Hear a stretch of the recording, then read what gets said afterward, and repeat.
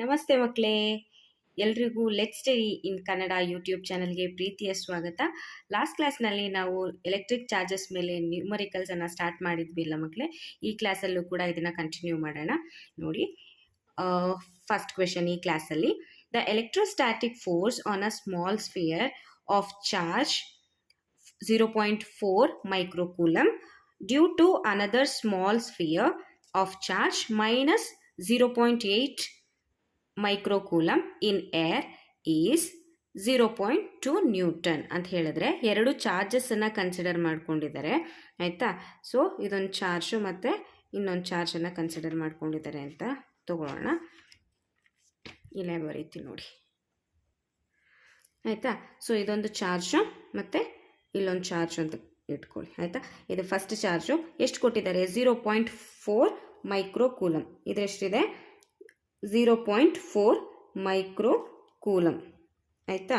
So ಎರಡನೇ charge ಮೇಲೆ ಎಷ್ಟಿದೆ, ಮೈನಸ್ 0.8 ಮೈಕ್ರೋಕೂಲಮ್ ಇಷ್ಟಿದೆ ಆಯಿತಾ. ಸೊ ಇವೆರಡರ ಮಧ್ಯೆ ಫೋರ್ಸ್ ಎಷ್ಟಿದೆ ಅಂತ ಹೇಳಿದ್ರೆ 0.2 ನ್ಯೂಟನ್. ನ್ಯೂಟನ್ ಅನ್ನೋದು ಯಾವುದು, ಫೋರ್ಸು ಮಕ್ಕಳು ಆಯಿತಾ. ಸೊ ಇವೆರಡರ ಮಧ್ಯೆ ಇರುವಂತಹ ಫೋರ್ಸ್ ಎಷ್ಟಿದೆ, 0.2 ಅಷ್ಟು ಇದೆ. ಸೊ ಇದು ಪಾಸಿಟಿವ್ ಚಾರ್ಜು ಮತ್ತು ಇದು ನೆಗೆಟಿವ್ ಚಾರ್ಜ್ ಆಗಿರೋದ್ರಿಂದ ಒಂದಕ್ಕೊಂದು ಏನಾಗ್ತಾ ಇದೆ, ಅಟ್ರಾಕ್ಷನನ್ನು ಮಾಡ್ತಾ ಇದೆ. ಸೊ ಈ ಫೋರ್ಸು ಈ ಕಡೆ ಅಂದರೆ the force on 1 due to 2 ಅಂತ ಹೇಳೋದು ಈ ಡೈರೆಕ್ಷನಲ್ಲಿ ತೋರಿಸ್ತಾ ಇದ್ದೀವಿ. Next the force on 2 due to 1 ಅನ್ನೋದನ್ನು ಈ ಡೈರೆಕ್ಷನಲ್ಲಿ ತೋರಿಸ್ತಾ ಇದ್ದೀವಿ ಆಯಿತಾ. The distance between these two charges is R ಆಯಿತಾ. ಈಗ ನೋಡಿ ಏನೇನೆಲ್ಲ ಕೊಟ್ಟಿದ್ದಾರೆ, ಫಸ್ಟು ಗಿವನನ್ನು ಬರ್ಕೊಂಡ್ಬಿಡಿ ಆಯಿತಾ. ಗಿವನ್ ಏನು ಕೊಟ್ಟಿದ್ದಾರೆ, F12 is equals to 0.2 Newton ಕೊಟ್ಟಿದ್ದಾರೆ ಆಯಿತಾ. Q1 ಅನ್ನು ಕೊಟ್ಟಿದ್ದಾರೆ. Q1 ಅನ್ನೋದ್ರೆ ಇದನ್ನು Q1 ಅಂತ ಕನ್ಸಿಡರ್ ಮಾಡೋಣ, ಇದನ್ನು Q2 ಅಂತ ಕನ್ಸಿಡರ್ ಮಾಡೋಣ. Q1 ಎಷ್ಟು, 0.4 ಮೈಕ್ರೋಕೂಲಮ್. ನೆಕ್ಸ್ಟ್ Q2 ಎಷ್ಟು ಕೊಟ್ಟಿದ್ದಾರೆ, ಇದನ್ನು ಮೈಕ್ರೋಕೂಲಮಿಂದ ಕೂಲಮ್ಗೆ ಕನ್ವರ್ಟ್ ಮಾಡ್ಕೊಬಿಡಿ ಆಯಿತಾ. ಸೊ 0.4 ಇಂಟು ಮೈಕ್ರೋ ಅಂತ ಹೇಳಿದ್ರೆ ಇಂಟು 10⁻⁻6 ಆಯಿತಾ. ಇಂಟು 10⁻⁻6 ಅಂತ ಬರೆದು ಕೂಲಮ್ ಅಂತ ಬರೀರಿ. ಸೊ ಕನ್ವರ್ಟ್ ಆಯಿತು. ಈಗ Q2 is equals to minus 0.8 microcoulomb ಅಲ್ವಾ. ಈಗ ಕೂಲಮ್ಗೆ ಕನ್ವರ್ಟ್ ಮಾಡಿ, ಮೈನಸ್ 0.8 ಇಂಟು 10⁻⁻6 ಕೂಲಮ್ ಆಯಿತಾ. ಈಗ ನಮಗೆ ಫಸ್ಟ್ ಕ್ವೆಶನಲ್ಲಿ ಏನು ಕೇಳಿದ್ದಾರೆ, what is the distance between the two spheres. So ಇವೆರಡರ ಮಧ್ಯೆ ಇರುವಂಥ ಡಿಸ್ಟೆನ್ಸು ಎಷ್ಟು ಅಂದರೆ R is equals to question mark. ಇದನ್ನೇ ಕಂಡುಹಿಡಿದ್ರೆ ಈ ಕ್ವೆಶನ್ ಆಗುತ್ತೆ ಆಯಿತಾ. ಫಸ್ಟ್ ಇದನ್ನು ಕಂಡುಹಿಡಿದ್ಬಿಟ್ಟು ನೆಕ್ಸ್ಟು ಸೆಕೆಂಡನ್ನು ನೋಡೋಣ ಆಯಿತಾ. ಸೊ ಆರನ್ನು ಹೇಗೆ ಕಂಡುಹಿಡಿತೀವಿ, the force between 2 point charges ಅಥವಾ 2 ಸ್ಫಿಯರ್ಸ್ ಅಂತ ತೊಗೊಂಡಾಗ F is equals to K into ಅಲ್ಲಿ ಏರ್ ಅಂತ ಮೆನ್ಷನ್ ಮಾಡಿದ್ದಾರೆ ಆಯಿತಾ. K into Q1 Q2 divided by R square ಆಯಿತಾ. ನಮಗೇನು ಬೇಕು, ಆರ್ ಸ್ಕ್ವೇರ್ ಬೇಕು ಅಂದರೆ ಆರ್ ಬೇಕು ಆಯಿತಾ. So R square is equals to ಎಫನ್ನು ಈ ಕಡೆ ಕ್ರಾಸ್ ಮಲ್ಟಿಪ್ಲೈ ಮಾಡಿಬಿಡಿ, K into Q1 Q2 divided by F ಅಂತ ಬರೆದ್ರೆ ಆಯಿತು. ಈಗ ಎಲ್ಲವನ್ನು ಸಬ್ಸ್ಟಿಟ್ಯೂಟ್ ಮಾಡ್ಕೊಳ್ಳಿ ಅಷ್ಟೇ ಆಯಿತಾ. This is equal to F ಎಷ್ಟು, ಕೆ ಎಷ್ಟು, 9 ಇಂಟು 10⁻9 ಆಯಿತಾ. Q1 ಎಷ್ಟು, ಇಲ್ಲಿ ಕೂಲಮ್ನಲ್ಲಿ ಇರುವಂಥದ್ದನ್ನು ಬರೀಬೇಕು, into 0.4 into 10⁻⁻6 coulomb into Q2 ಎಷ್ಟು, ಇಲ್ಲಿ ಮ್ಯಾಗ್ನಿಟ್ಯೂಡನ್ನು ತೊಗೊಳ್ತಾ ಇದ್ದೀವಿ, ಡೈರೆಕ್ಷನನ್ನು ತೊಗೊಳ್ತಾ ಇಲ್ಲ. ಸೊ 0.8 ಇಂಟು 10⁻⁻6 ಕೂಲಮ್ ಆಯಿತಾ. ಡಿವೈಡೆಡ್ ಬೈ ಫೋರ್ಸ್ ಎಷ್ಟು ಕೊಟ್ಟಿದ್ದಾರೆ, 0.2 ನ್ಯೂಟನ್ ಅಷ್ಟು ಕೊಟ್ಟಿದ್ದಾರೆ ಆಯಿತಾ. ಈಗ ನಾವು 10⁻⁻ ಅಲ್ಲಿ ಇರುವಂಥದ್ದನ್ನು ಫಸ್ಟ್ ಸಿಂಪ್ಲಿಫೈ ಮಾಡ್ಕೊಂಬಿಡೋಣ ಆಯಿತಾ. ನೆಕ್ಸ್ಟು 0.4 ಇರೋದನ್ನು 4 ಕನ್ವರ್ಟ್ ಮಾಡೋಣ ಆಯಿತಾ. ಇಲ್ಲಿ ನೋಡಿ, ದಿಸ್ ಇಸ್ ಈಕ್ವಲ್ ಟು 9 ಹಾಗೆ ಬರೀತಾ ಇದ್ದೀನಿ, ಇಂಟು 0.4 ಇದೆ ಅಲ್ವಾ, 10⁻⁻ ಸಮಥಿಂಗ್ ಇದೆ ಅಲ್ಲ, 9 ಮತ್ತು -6 ಇದನ್ನ ಲಾಸ್ಟಲ್ಲಿ ಬರೀತೀನಿ. ಈಗ ನೋಡಿ 0.4 ಹೇಗೆ ಬರಿಬೋದು, 4 ಡಿವೈಡೆಡ್ ಬೈ 10 ಅಂತ ಬರಿಬೋದಾ, ಇಂಟು 0.8 ಹೇಗೆ ಬರಿಬೋದು, 8 ಡಿವೈಡೆಡ್ ಬೈ 10 ಅಂತ ಬರಿಬೋದಾ, ಇಂಟು ಇಲ್ಲಿ ನೋಡಿ, ಇಲ್ಲಿ ಇನ್ನೂ ಒಂದಿದೆ 0.2 ಅಂತಿದೆ ಅಲ್ವಾ, ಇಲ್ಲಿ ನೋಡಿ ಹೋಲ್ ಡಿವೈಡೆಡ್ ಬೈ, ಅಂದರೆ ಹೀಗೆ ಬರೀಬೋದಾ, whole divided by 2 divided by 10. ನಾವು ಈ 2.2ಗೆ ಬರೀತಾ ಇರುವಂಥದ್ದು, ಅರ್ಥ ಆಗ್ತಾ ಇದೆಯಾ? ಇಲ್ಲಿ 0.2 ಅನ್ನು 2/10 ಅಂತ ಬರ್ತೀವಿ, ಆಯಿತಾ. ಈಗ ಉಳಿದಿರೋದು ಯಾವುದು? 10 to the power 9, 10 to the power -6, 10 to the power -6. ಇದನ್ನು ನಾವು ಸಿಂಪ್ಲಿಫೈ ಮಾಡಿದಾಗ ನೋಡಿ, ಇಂಟು 10 to the power -3 ಆಗುತ್ತೆ, ಆಯಿತಾ. -6 -12 ಆಯಿತು. -12ಅಲ್ಲಿ +9 ಕಳೆದ್ರೆ -3 ಉಳಿಯುತ್ತೆ, ಆಯಿತಾ. ಈಗ ನೋಡಿ next step, this is equal to, ಇಲ್ಲಿ ಬರೀತಾ ಇದ್ದೀನಿ ನೋಡಿ, ದಿಸ್ ಇಸ್ ಈಕ್ವಲ್ ಟು ಏನೇನೆಲ್ಲ ಉಳಿದಿದೆ, 9 ಇಂಟು ಇಲ್ಲಿ ನೋಡಿ 2 1s 2 2s, ಆಯಿತಾ. ಈಗೇನು ಉಳಿದಿದೆ 2/10 into 8/10 into 10 to the power -3. ಈ 10ಅನ್ನು ಮೇಲಕ್ಕೆ ತೊಗೊಳ್ಳಿ, ಆಯಿತಾ. -10 ಆಗಲ್ಲ, ಏನಕ್ಕೆ ಅಂತ ಹೇಳಿದ್ರೆ ಇದು ಡೈರೆಕ್ಟ್ ಮಲ್ಟಿಪ್ಲಿಕೇಶನ್ ಆಗುತ್ತೆ ಇಲ್ಲಿಗೆ. ಸೊ ಇಂಟು 10, ಆಯಿತಾ, ಇಂಟು 10. ಸೊ ಇವಾಗ ನೋಡಿ ಆನ್ ಸಿಂಪ್ಲಿಫೈಯಿಂಗ್, ಇಲ್ಲಿ ನೋಡಿ, ಇಲ್ಲಿ ಈ 10 ಕ್ಯಾನ್ಸಲ್ ಆಗುತ್ತಲ್ವಾ. ಈಗ next this is equal to ಉಳಿದಿರುವಂಥದ್ದನ್ನು ನಾವೇನು ಮಾಡಿದ್ರೆ 2 × 8 16, 16 × 9 144 ಆಗುತ್ತೆ, 144 ಆಗಿರುತ್ತೆ. ಈ ಕೆಳಗೆ 10 ಇದೆ ಅಲ್ವಾ, ಈ 10ಅನ್ನು ಮೇಲಕ್ಕೆ ತೊಗೊಂಡು ಬಂದಾಗ 10 to the power -1 ಆಗುತ್ತೆ. 10 to the power -1 10 to the power -3 ಏನಾಗಿರುತ್ತೆ, ಇಂಟು 10 to the power -4 ಆಗಿರುತ್ತೆ, ಆಯಿತಾ. ಈಗ ನೋಡಿ ಇದ್ರ ವ್ಯಾಲ್ಯೂ ಏನು, r² ನಮಗಿರುವಂಥದ್ದು ಇಲ್ಲಿ, ಆಯಿತಾ. ಲೆಫ್ಟ್ ಸೈಡು r² ಇದೆ. ಸೊ ಈಗ ನಮಗೇನು ಬೇಕು, r ಬೇಕು ಅಂತ ಹೇಳಿದ್ರೆ √144 ಇಂಟು 10 to the power -4, ಆಯಿತಾ. ಈಗ ಇದನ್ನು ನಾವು ಆಚೆಗೆ ತೆಗೆದ್ರೆ √ಅನ್ನು ತೆಗೆದ್ರೆ 144ಗೆ ಗೊತ್ತು ನಮಗೆ 12 ಅಂತ. 12 × 12 144 ಇಂಟು 10 to the power -4 ಇರೋದ್ರಿಂದ 10 to the power -2, ಆಯಿತಾ. ಇಷ್ಟು ಆನ್ಸರ್. ನೆಕ್ಸ್ಟು ಇನ್ನೂ ಒಂದಿದೆ, ಇದನ್ನು ಕಂಪ್ಲೀಟಾಗಿ 10 to the power -2 ಅಂತಿದೆ ಅಲ್ವಾ, this is equal to 0.12 metre ಅಂತಲೂ ಬರೀಬೋದು. ಸೊ ಕೇಳಿರುವಂಥದ್ದೇನು, therefore r is equals to ಎಷ್ಟು ಬಂದಿದೆ, 0.12 ಮೀಟರ್ ಅಷ್ಟು ಡಿಸ್ಟೆನ್ಸ್ ಇದೆ, ಆಯಿತಾ. ಫಸ್ಟ್ ಕ್ವೆಶನ್ ಆಯಿತು. ಸೆಕೆಂಡ್ ಕ್ವೆಶನ್ ಏನು ಕೇಳಿದ್ದಾರೆ ನೋಡಿ ಇಲ್ಲಿ, what is the force on the second sphere due to the first. ಈ ಸೆಕೆಂಡ್ ಸ್ಫಿಯರ್ ಮೇಲೆ what is the force on 2 due to first charge ಅಂತ ಕೇಳಿದ್ದಾರೆ. ಅಂದರೆ F21 ಕಂಡುಹಿಡಿಬೇಕು. F21 ಹೇಗೆ ಕಂಡುಹಿಡಿತೀವಿ, ತುಂಬ ಈಸಿ ಅಲ್ವಾ. ಸೊ ಬಿ ಬಂದು ಇಲ್ಲಿ ಒಂದು ಪಾಸಿಟಿವ್ ಇದೆ, ಇನ್ನೊಂದು ನೆಗೆಟಿವ್ ಇದೆ. ಸೊ ಹಾಗಾಗಿ ಅಟ್ರಾಕ್ಷನ್ ಆಗ್ತಾ ಇದೆ, ಸೇಮ್ ಫೋರ್ಸ್ ಆ್ಯಕ್ಟ್ ಆಗ್ತಾ ಇದೆ, ಆದರೆ ಆಪೋಸಿಟ್ ಡೈರೆಕ್ಷನಲ್ಲಿ ಆ್ಯಕ್ಟ್ ಆಗ್ತಾ ಇದೆ.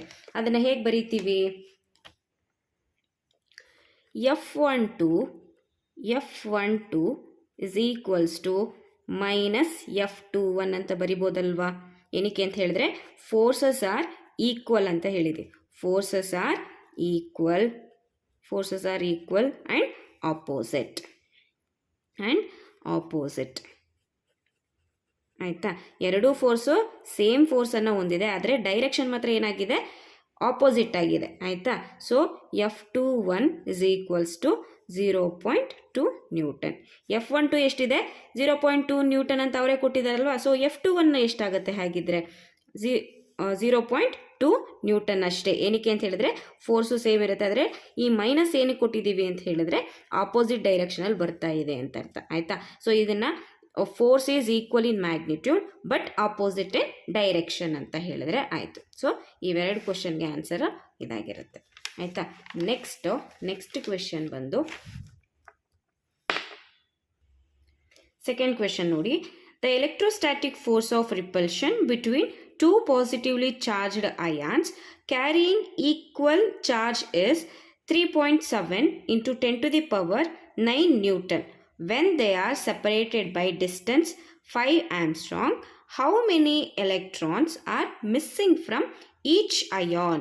ಹಾಗಂದರೆ ಮಕ್ಕಳೇ ನೋಡಿ, ಇಲ್ಲಿ ಫಸ್ಟು ಎರಡು ಚಾರ್ಜನ್ನು ಕೊಟ್ಟಿದ್ದಾರೆ, ಎರಡು ಕೂಡ ಪಾಸಿಟಿವ್ಲಿ ಚಾರ್ಜ್ಡ್ ಅಂತ ಅವರೇ ಹೇಳಿಬಿಟ್ಟಿದ್ದಾರೆ ಆಯಿತಾ. ಪಾಸಿಟಿವ್ಲಿ ಚಾರ್ಜ್ಡ್ ಅಂತ ಹೇಳಿದ್ದಾರೆ. ಅದರ ಮಧ್ಯೆ ಡಿಸ್ಟೆನ್ಸು 5 ಆಮ್ಸ್ಟ್ರಾಂಗ್ ಅಷ್ಟು ಇದೆ ಅಂತ ಹೇಳಿದ್ದಾರೆ ಆಯಿತಾ. ಸೊ 5 ಆಮ್ಸ್ಟ್ರಾಂಗ್ ಅಂತ ಹೇಳಿದ್ರೆ 5 × 10⁻⁻10 ಮೀಟರ್ ಅಷ್ಟು ಆಯಿತಾ. ಈಗ ಅದರ ಮಧ್ಯೆ ಇರುವಂಥ ಇವೆರಡರ ಮಧ್ಯೆ ಫೋರ್ಸ್ ಎಷ್ಟಿದೆ ಅಂತ ಹೇಳಿದ್ರೆ ಫೋರ್ಸ್ ಬಂದು 3.7 × 10⁻9 ನ್ಯೂಟನ್ ಅಷ್ಟು ಫೋರ್ಸ್ ಇದೆ ಇವೆರಡರ ಮಧ್ಯೆ ಆಯಿತಾ. ಏನು ಕೇಳ್ತಿದ್ದಾರೆ ಅವರು, when they are separated by some distance, ಇಷ್ಟು ಡಿಸ್ಟೆನ್ಸಲ್ಲಿ ಸಪರೇಟ್ ಆದಾಗ how many electrons are missing from each ion, ಎಷ್ಟು ಎಲೆಕ್ಟ್ರಾನ್ಸು ಮಿಸ್ ಆಗ್ತಾ ಇದ್ದಾವೆ ಒಂದೊಂದು ಅಯಾನಿಂದ. ನೋಡಿ ಫೋರ್ಸನ್ನು ನಾವು ಈ ರೀತಿ ತೋರಿಸ್ಬೋದು ಆಯಿತಾ. ಏನಕ್ಕೆ ಅಂತ ಹೇಳಿದ್ರೆ ಎರಡೂ ಕೂಡ ಪಾಸಿಟಿವ್ ಚಾರ್ಜ್ ಆಗಿರೋದ್ರಿಂದ ರಿಪ್ಪಲ್ ಆಗ್ತಾ ಇರುತ್ತೆ ಆಯಿತಾ. ಫೋರ್ಸ್ ಎಷ್ಟಿದೆ ಅಂತ ಹೇಳಿದ್ರೆ 3.7 × 10⁻⁻9 ಅಂತ ಹೇಳ್ತೀವಿ. ಎಷ್ಟು ಡಿಸ್ಟೆನ್ಸಲ್ಲಿ ಸಪ್ರೇಟ್ ಆಗಿದ್ದಾವೆ ಅಂತ ಹೇಳಿದ್ರೆ 5 ಆಮ್ಸ್ಟ್ರಾಂಗ್ ಅಂತ ಹೇಳ್ತೀವಿ ಆಯಿತಾ. ಇವಾಗ ಏನು ಕೇಳ್ತಿದ್ದಾರೆ, n = ಕ್ವೆಶನ್ ಮಾರ್ಕ್.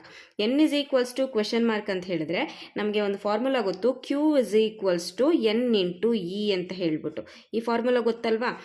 ಇದರಲ್ಲಿ ನಮಗೆ ಫಸ್ಟು ಏನೇನೆಲ್ಲ ಕೊಟ್ಟಿದ್ದಾರೆ ಅಂತ ಫಸ್ಟ್ ನೋಡ್ಕೊಂಬರೋಣ ನೋಡಿ ಆಯಿತಾ. F ಗಿವನ್ನು F = 3.7 × 10⁻⁻9 ನ್ಯೂಟನ್ ಅಂತ ಕೊಟ್ಟಿದ್ದಾರೆ, ಕರೆಕ್ಟ್ ಅಲ್ವಾ ಈ ಕ್ವೆಶನಲ್ಲಿ. ನೆಕ್ಸ್ಟ್ R = 5 ಆಮ್ಸ್ಟ್ರಾಂಗ್ ಅಂತ ಕೊಟ್ಟಿದ್ದಾರೆ. 5 ಆಮ್ಸ್ಟ್ರಾಂಗ್ ಅಂತ ಹೇಳಿದರೆ 5 × 10⁻⁻10 ಮೀಟರ್ ಆಯಿತಾ. ನೆಕ್ಸ್ಟ್ ನಮಗೆ ಕ್ಯೂ ಗೊತ್ತಿಲ್ಲ ಅಲ್ವಾ. ಸೊ ಫಸ್ಟ್ ಕ್ಯೂ ಅನ್ನು ಕಂಡುಹಿಡಿಬೇಕು, ಎನ್ನನ್ನು ಕಂಡುಹಿಡಿಬೇಕು ಅಂತ ಹೇಳಿದರೆ ಇದು ನೋಡಿ, n = Q/E ಅಂತ ಬರಿಬೋದಾ. ನಂಬರ್ ಆಫ್ ಎಲೆಕ್ಟ್ರಾನ್ಸನ್ನು ಕಂಡುಹಿಡಿಬೇಕು ಅಂತ ಹೇಳಿದ್ರೆ ಫಸ್ಟ್ ನಮಗೆ ಕ್ಯೂ ಗೊತ್ತಾಗಬೇಕಲ್ವಾ. ಕ್ಯೂ ನಮಗೆ ಗೊತ್ತಿಲ್ಲ. ಸೊ ಕ್ಯೂ ಹೇಗೆ ಕಂಡುಹಿಡಿಯೋದು, ಕೊಟ್ಟಿರುವಂತಹ ಈ ಒಂದು ಡೇಟಾನ ಯೂಸ್ ಮಾಡಿಕೊಂಡು ಕ್ಯೂ ಹೇಗೆ ಕಂಡುಹಿಡಿಯೋದು, ದ ಫೋರ್ಸ್ ಬಿಟ್ವೀನ್ 2 ಪಾಯಿಂಟ್ ಚಾರ್ಜಸನ್ನು ತೊಗೊಂಡು ನಾವೇನು ಮಾಡ್ಬೋದು, ಫಸ್ಟ್ ಕ್ಯೂ ಅನ್ನು ಕಂಡುಹಿಡಿಬೋದು. ಕ್ಯೂ ಅನ್ನು ಕಂಡುಹಿಡಿದು ಆಮೇಲೆ ಈ ಒಂದು ಈಕ್ವೇಷನಲ್ಲಿ ಹಾಕಿದ್ರೆ, ಈ ಎಕ್ಸ್ಪ್ರೆಷನಲ್ಲಿ ಹಾಕಿದ್ರೆ ನಮಗೆ ನಂಬರ್ ಆಫ್ ಎಲೆಕ್ಟ್ರಾನ್ಸ್ ಎಷ್ಟು ಮಿಸ್ ಆಗಿದ್ದಾವೆ ಅಂತ ಗೊತ್ತಾಗುತ್ತೆ ಆಯಿತಾ. ಸೊ ಈಗ ಫೋರ್ಸ್ ಬರೆಯೋದಿದ್ರೆ F = force between 2 point charges ಬರೀಬೇಕಿದ್ರೆ K × Q1 Q2 / R² ಆಯಿತಾ. ಈಗ K = ಇಲ್ಲಿ Q1 ಮತ್ತು Q2 ಅನ್ನೋದೇನು Qಗೆ ಈಕ್ವಲ್ ಆಗಿದೆ ಅಂತ ಹೇಳ್ತಿದ್ದೀವಿ ಆಯಿತಾ. Q1 = Q2 = Q ಅಂತಲೇ ತೊಗೊಳ್ತೀವಿ. ಸೊ ಹಾಗಾಗಿ ಇಲ್ಲಿ K × Q² / R² ಅಂತ ಬರಿಬೋದಲ್ವಾ. ನೆಕ್ಸ್ಟ್ ನಮಗೇನು ಬೇಕು, ಚಾರ್ಜ್ ಬೇಕು, ಕರೆಕ್ಟ್ ಅಲ್ವಾ. ಚಾರ್ಜ್ ಬೇಕಾಗಿರೋದ್ರಿಂದ ಆರನ್ನು ಈ ಕಡೆ ಕಳಿಸಿ ಎಫನ್ನು ಕ್ರಾಸ್ ಮಲ್ಟಿಪ್ಲೈ ಮಾಡಿ ಅಷ್ಟೇ. So therefore R = R² = K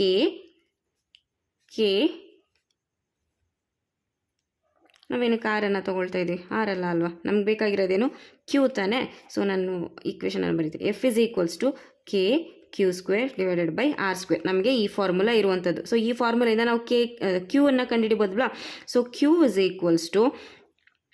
F × R² / K ಅಂತ ಬರಿಬೋದಲ್ವಾ.